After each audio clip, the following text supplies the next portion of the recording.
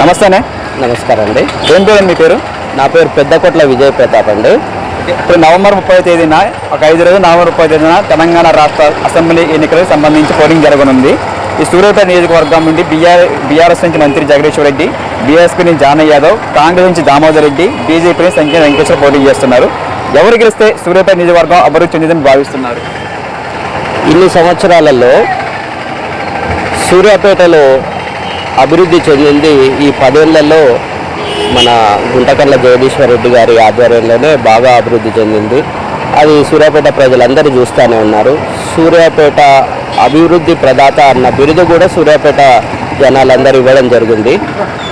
కాబట్టి ఖచ్చితంగా జగదీశ్వర్ రెడ్డి గారే గెలుస్తారని మేమైతే అనుకుంటున్నాం. మాది తొగట వీర క్షత్రియ సంఘం, కుల సంఘం అండి. మా కుల సంఘం అందరం కూడా జగదీశ్వర్ రెడ్డి గారికి మేము మద్దతు ఇవ్వడం జరిగింది. స్వచ్ఛందంగా మద్దతు ఇచ్చాం. ఎవరు మమ్మల్ని అడగలేదు, స్వచ్ఛందంగా మేము మద్దతు ఇచ్చాం.